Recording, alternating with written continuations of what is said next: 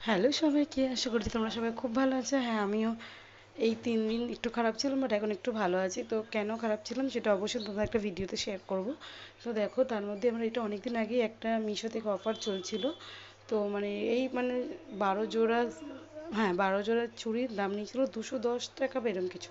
এবার আমি আমার বোন মানে দেখে তো পছন্দ হয়ে গেছিলো, তো কিনেছিলাম। এরকম তিনটে এসেছিলো, তিনটের মধ্যে চারটে চারটে করে ছিল। তো প্রথম যেটা আমি খুলেছিলাম সেটার ভিডিও আমার কাছে নেই, বাট সেটা প্রত্যেকটাই ভালো এসেছিলো।